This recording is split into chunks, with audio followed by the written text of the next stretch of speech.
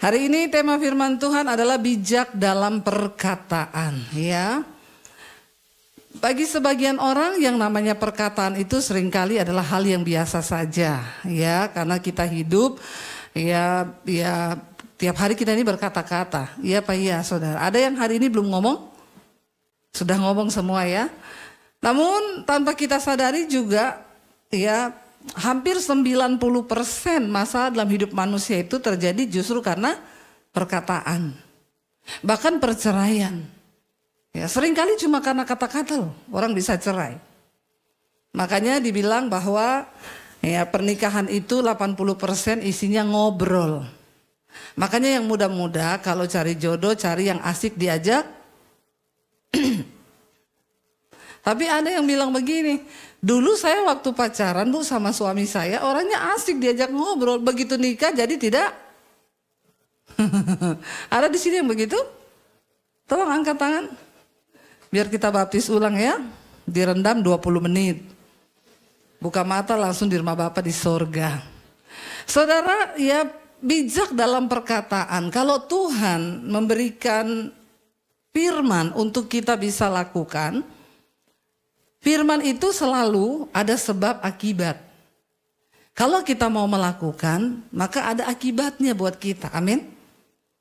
Kalau kita tidak melakukan juga ada akibatnya. Karena firman sudah disampaikan. Nah hari ini kita mau baca, ini ayat dari gereja Kolose 4 ayat 6. Kolose 4 ayat 6 firman Tuhan berkata demikian. Kita baca sama-sama. Ya 1, 2, 3. Hendaklah kata-katamu senantiasa penuh kasih, jangan hambar. Sehingga kamu tahu bagaimana kamu harus memberi jawab kepada setiap orang. Firman Tuhan ini berkata, hendaklah kata-katamu itu senantiasa penuh kasih, jangan hambar. Kalau kita melakukan firman Tuhan ini, kira-kira hidup kita itu bahagia enggak? Tolong agak mau mikir sedikit. Bahagia enggak? Ya, bahagianya enggak usah terpaksa ya. Ayat ini bilang hendaklah kata-katamu senantiasa penuh kasih, jangan hambar. Kalau kita lakukan, ada dampak enggak bagi hidup kita? Ada. Kita bahagia? Pasti. Ya. Dikatakan jangan kata-katamu itu hambar. Kalau hari-hari ini kita, ya, kalau hambar itu misalnya suami tanya ya, Mah, gunting di mana? Enggak tahu. Nah, itu hambar itu. Enggak ada rasa, kayak sayur tanpa garam, itu hambar. Sekarang ini Bu, jangankan hambar Bu, ya. Sekarang ini kata-katanya udah enggak hambar lagi, pahit. Pahit, bukan hambar lagi, pahit. Suaminya tanya, Mah, kamu tahu enggak obat saya kemarin di mana? Enggak tahu. Mau lu mati, mau lu hidup, gua juga enggak peduli. Nah, ini pahit ini. Ya, udah bukan hambar lagi. Saudara, kalau kita lakukan firman Tuhan ini, pasti hidup kita bahagia. Bukan cuma di dunia, bukan cuma dalam keluarga. Di tempat kita usaha, dalam keluarga, dalam segala hal itu pasti kita ini bahagia kalau mau melakukan. Tapi persoalannya sekarang firman Tuhan suruh kita ini kata-katanya harus penuh kasih. Tapi dalam prakteknya bagaimana? Ya, prakteknya gimana Bapak Ibu di rumah, suami istri? Ya hati-hati loh, banyak perceraian itu terjadi gara-gara salah ngomong. Ya gara-gara salah kata. Nggak usah kata yang lain-lain aja, misalnya suami tanya, kita mau makan di mana nih Say? Istrinya jawab, terserah. Waduh, ini kata-kata terserah ini bisa bikin talak 2. Dalam pernikahan, benar nggak? Terserah. Terus suaminya bilang, ya udah kita makan bakmi ya. Aku kan lagi diet, nggak mau makan bakmi. Lah terus apa? Tadi katanya terus ribut tuh, berantem, bisa heboh, bisa sampai bawa-bawa keluarga itu masalah kata terserah satu. Jadi saya mau kasih tips buat bapak-bapak, kalau mau ngajak istri makan, jangan bilang kita mau makan mana, bilang begini, Say, tebak, aku mau makan di mana nih. Gitu, nanti kalau istri jawab berarti itu keinginannya. Biar bapak-bapak pengen makan soto, kalau istrinya ngomong bakmi, ikuti aja bakmi. Supaya aman dunia ini, amin. Karena kalau tidak cilaka kau. Ya, laki-laki ini memang di posisi yang serba salah. Ya dia memuji istri, ya kamu hari ini cantik banget loh sayang. Oh berarti cuma hari ini. Lah yang kemarin-kemarin capcay deh. Tapi ini loh kata-kata ini bahaya saudara. Makanya Alkitab mengajarkan kita untuk bijaksana dalam perkataan. Tapi tidak semudah itu. Bagaimana kita bisa bijaksana dalam perkataan? Ternyata memang sulit. Karena untuk bisa berkata manis, penuh kasih itu nggak bisa hanya pencitraan. Harus keluar dari dalam.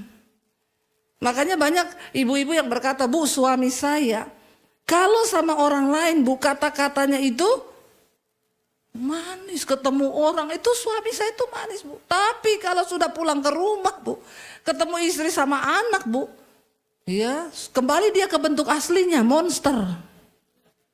Tapi di luar manis. Itu karena dibangun hanya dengan pencitraan. Nggak bisa begitu. Nah kenapa saudara menjadi sulit? Karena ternyata memang Yesus bilang begini. Coba kita buka Lukas 6 ayat 43 sampai 45. Ternyata untuk bisa berkata-kata penuh kasih itu memang harus dari dalam. Baca bersama 1, 2, 3.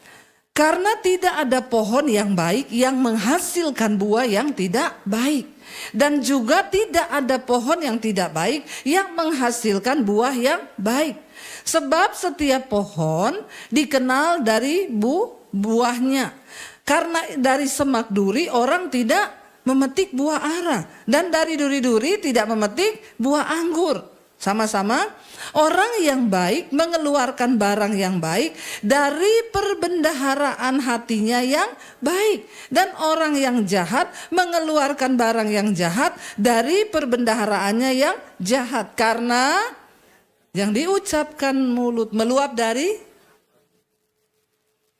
Jadi hati ini ternyata tempat penyimpanan, perbendaharaan.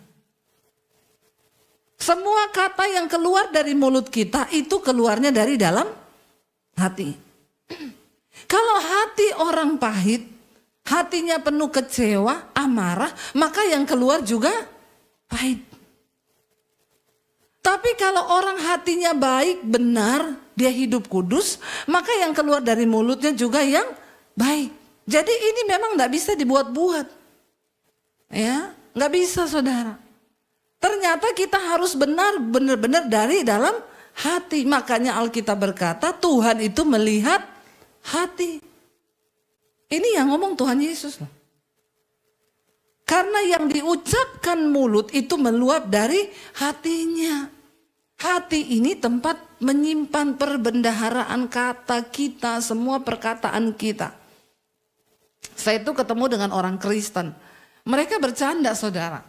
Bercanda itu terus yang satu tuh emosi. Dia ngatain temennya ini sama-sama Kristen, ngatain temannya, ih dasar lu ing. Itu keluar begitu aja loh, lancar banget loh. Tanpa ada tekanan dan hambatan. Terus temennya gak mau kalah, dia balas, lu juga dasar bang sat. Ah kok sat ya, ampuni saya Tuhan. Bang at gitu ya. Maafkan saya keceplosan. Maksudnya kita aja mau meniru itu kan aduh setengah mati mau keluar dari mulut kita kan. Dia tuh berdua itu kata-kata itu saling. Terus saya kaget, saya bilang ih kamu ini kok bisa-bisanya. Ada loh orang-orang itu saudara yang masih ngomong perkataan kotor itu dari mulutnya itu ceplos gampang aja begitu aja. Nah kenapa bisa seperti itu? Berarti memang perbendaharaannya di sini itu kotor. Ya, karena dia penyimpanannya itu kotor. Jadi yang begitu tuh keluar begitu saja tuh tanpa hambatan. Kalau kita sudah banyak bergaul dengan firman, hidup kita sudah diubahkan Tuhan Yesus. Kita mau ngomong begitu tuh mikir loh. Susah loh keluar dari mulut kita. Setiap daerah itu kan punya kata-kata makian toh. Kata-kata makian yang sangat-sangat kotor. Orang Manado itu banyak kata-kata makiannya. Ya, orang Jawa juga ada yang kata itu sebenarnya kalau diucapkan tabu sekali dan kita membayangkan aja itu udah. Tapi ada loh orang-orang Kristen yang mulutnya tuh ngomong begitu tuh lancar sekali. Nah orang-orang begini saudara itu pasti hatinya itu juga hidupnya juga kotor. Coba kita lihat apa yang Yesus katakan. Ini ayat hampir mirip, tapi ditulis di Injil Matius dengan gaya bahasa yang berbeda, tapi sama Tuhan Yesus yang mengucapkannya. Matius 12 ayat 34 sampai 37. Kita lihat. Matius 12 ayat 34 sampai 37. Agak keras ini Tuhan Yesus bicara. 1, 2, 3. Hai kamu keturunan ular beludak. Bagaimanakah kamu dapat mengucapkan hal-hal yang baik sedangkan kamu sendiri jahat? Karena yang diucapkan mulut meluap dari hati. Orang yang baik mengeluarkan hal-hal yang baik dari perbendaharaannya yang baik. Dan orang yang jahat mengeluarkan hal-hal yang jahat dari perbendaharaannya yang jahat. Tetapi aku berkata kepadamu, baca sama-sama 1, 2, 3.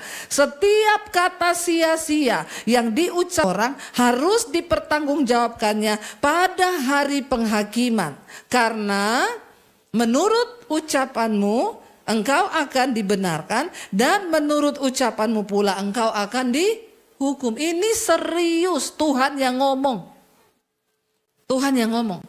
Tuhan Yesus bilang, hai kamu keturunan ular beludak. Bagaimanakah kamu dapat mengucapkan hal-hal baik sedangkan kamu sendiri itu jahat? Tidak bisa saudara. Ya, jadi orang itu dikenal dari buah perkataannya. Makanya saya selalu bilang, kalau ada masalah itu diselesaikan. Karena hati ini tempat penyimpanan. Jangan kamu biarkan kecewa, amarah. Ini kependam, kotor. Yang keluar kotor satu saat meledak. Ada kan istri-istri yang sakit jiwa tuh banyak juga. Tiba-tiba suaminya bangun pagi ngajak omong, diem 1000 bahasa. Bahkan suaminya gak tahu dia salah apa. Ada yang begini bapak-bapak. Kamu kenapa say? Seharian gak ngomong. Puasa ngomong. Tapi kelakuannya marah. Ada juga bapak-bapak yang begitu. Bapak-bapak bencong kalau begitu tuh. Enggak omongan, seharian ditanya kenapa say? Ya, tahu sendiri. Kadang kan istrimu itu enggak punya ilmu kebatinan. Yang bisa mengerti bahasa batinmu. Tidak semua orang bisa tahu bahasa batinmu. Jadi kalau ada masalah lebih baik ngomong. Manusia itu punya emosi. Tapi kau jangan berharap orang lain tahu apa yang sedang di dalam hatimu. Tidak semua orang bisa tahu. Jadi kalau ada masalah lebih baik ngomong sebelum meledak. Kalau sudah meledak itu kata-katanya jadi kotor. Jadi salah semuanya. Ada ganjelan sama suami, panggil dong 4 mata. Aku mau ngomong ya sama kamu. Aku tuh gak suka loh kalau kamu gini. Saya tuh kok ada ganjelan. Kita selesaikan ya, kita rubah yang perlu dirubah. Iya, yus kita berdoa yuk. Itu kan selesai. Kalau memang mau dewasa. Tapi kalau orang gak dewasa ya itu diem. Ya ada suami istri ngomong sama saya, suaminya. Saya ini berumah tangga 20 tahun Bu Debi, kita gak pernah berantem. Luar biasa ya, iya karena kita gak pernah ngomong.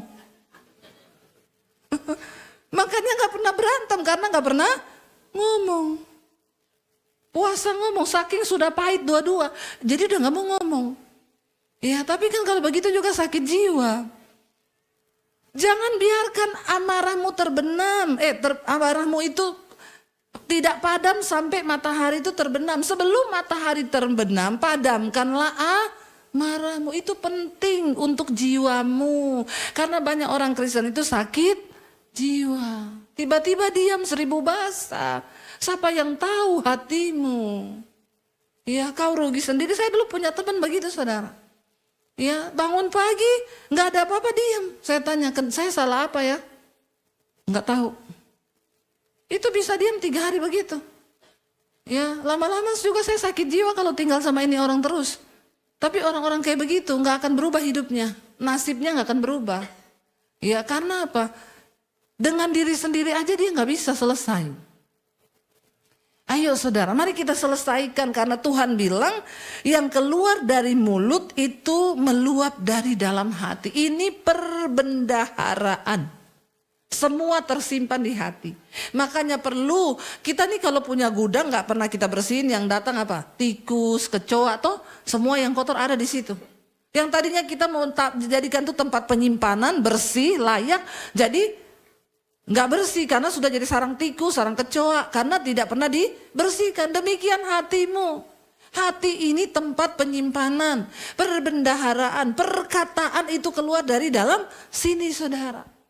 Ya, bagaimana kalau kita nggak menjaga kebersihan dari hidup kita? Dan Yesus berkata begini, setiap kata sia-sia yang diucapkan orang itu akan dipertanggungjawabkan pada hari penghakiman. Kelak semua kita ini akan berhadapan dengan yang namanya penghakiman Kristus. Kita semua akan berdiri satu persatu. Dan ternyata di situ kita bukan hanya mempertanggungjawabkan perbuatan kita. Bukan cuma yang berzina, yang selingkuh, yang nyuri duit orang, gak bayar utang. Ternyata bukan cuma itu. Tapi kita semua juga akan dihakimi karena perkataan kita.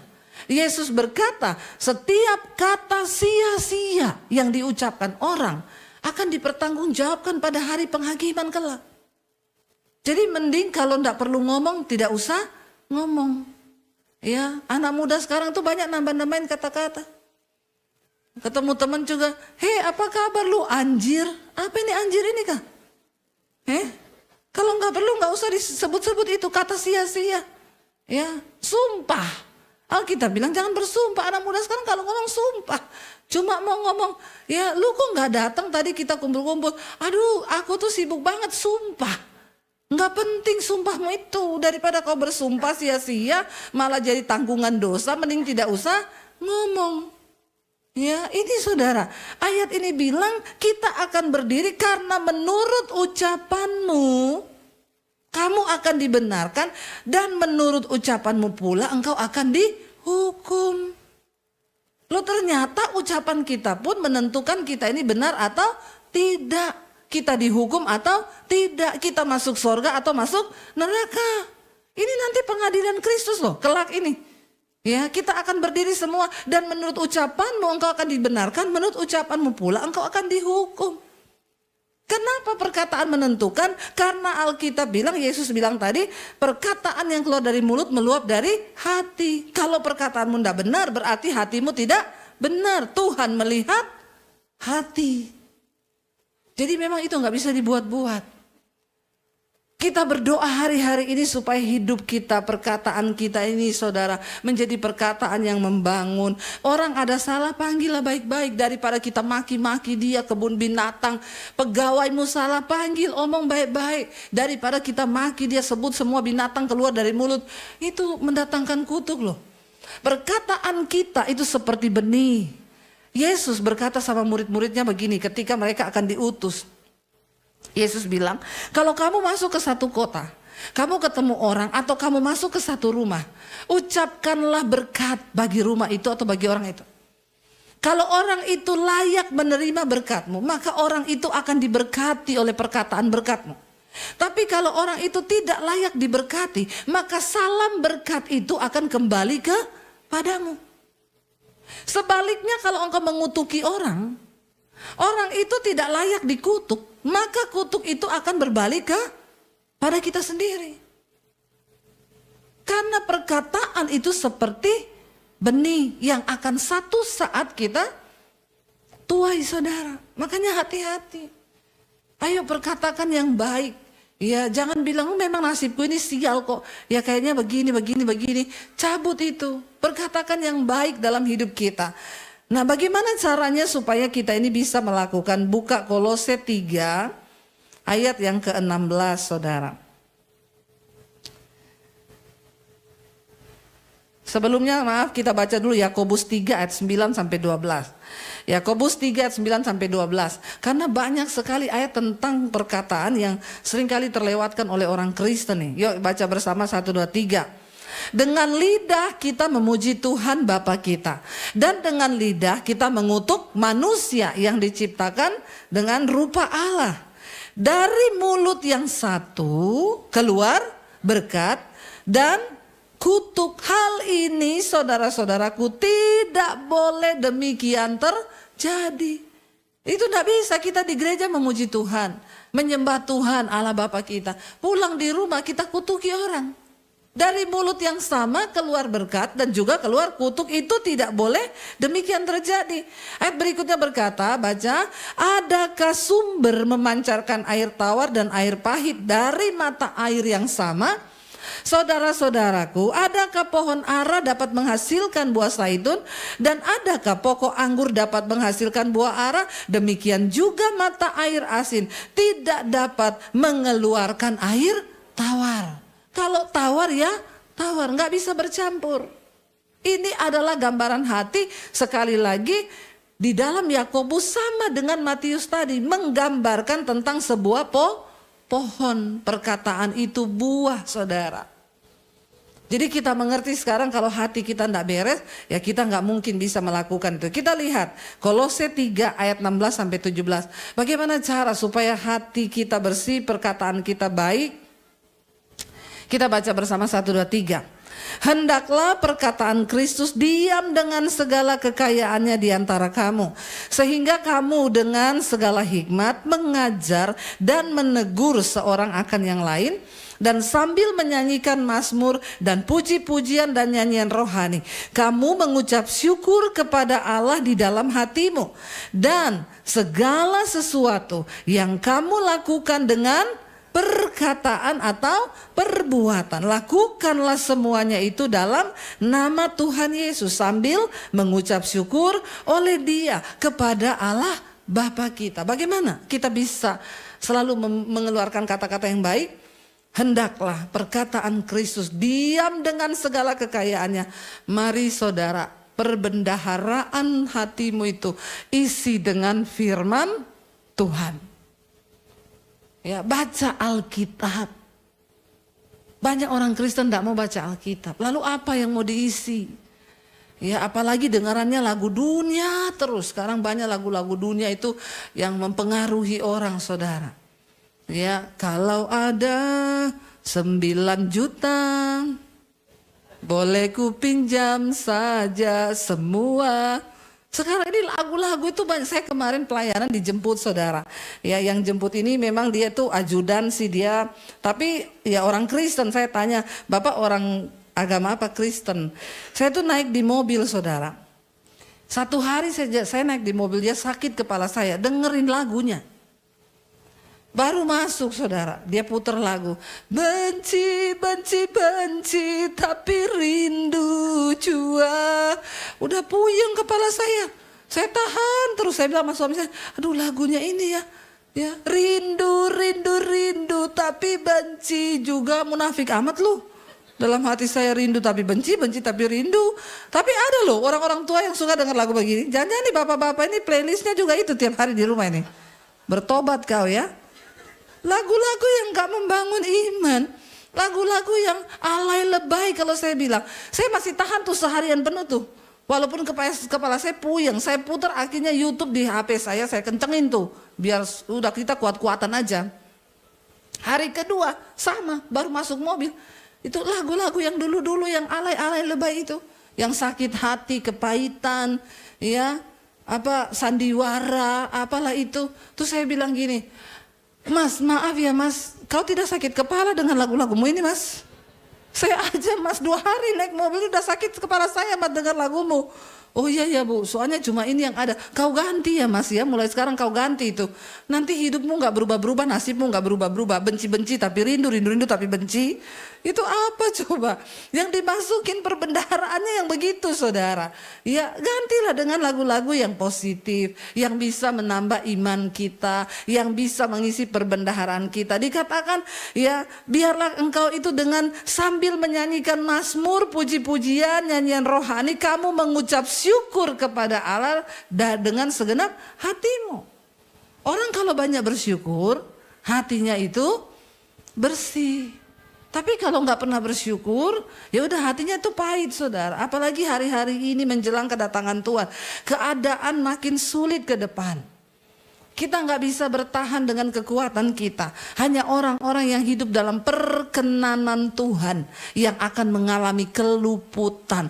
Salah satu perkenanan Tuhan bisa turun dalam hidup kita waktu kita ini menjaga perkataan kita.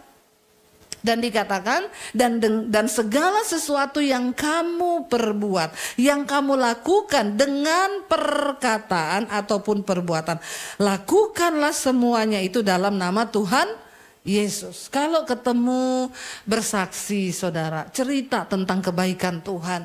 Di komunitasmu cerita tentang kebaikan Tuhan. Ya, cerita tentang aduh saya tuh Tuhan tuh baik loh, Tuhan tuh ajaib. Jadi iman kita tuh bertumbuh. Ya, bukan yang dicerita apa yang gak penting, yang ini. Ayo kita hari-hari ini punya tanggung jawab pribadi-pribadi. Ingat Alkitab ini, firman ini berkata, Yesus yang berkata, nanti di hari penghakiman kita harus memberi pertanggungan jawab terhadap perkataan kita. Karena menurut perkataan engkau akan dibenarkan, dan menurut perkataan pula kita ini akan dihukum. Jadi hukuman atau kehidupan kekal itu ada di tanganmu sendiri. Kita yang pilih. Ya, kalau engkau hari ini memilih untuk dihukum, ya udah, nggak usah lakukan firman. Tapi kalau engkau memilih untuk mendapatkan hidup yang kekal, ayo kita bertobat hari ini. Kita mulai dari diri kita. Kalau hari ini kita sering mengatakan kata-kata sia-sia, kata-kata kutuk, kata-kata makian, ayo kita bertobat saudara. Ya, supaya saudara juga tegur anak, tegur aja pakai firman. Ya, nggak usah pakai kata-kata yang negatif untuk mengutuk hidup mereka. Tegur aja pakai firman. Kasih tahu kalau kamu menghormati Tuhan, maka hidupmu pasti dijamin oleh Tuhan. Itu cukup. Karena firman Tuhan itu berkuasa. Waktu kita ucapkan, Alkitab bilang firman itu berkuasa untuk melakukan apa yang disuruhkan kepadanya. Orang yang mendengarkan firman itu akan menerima berkat Tuhan.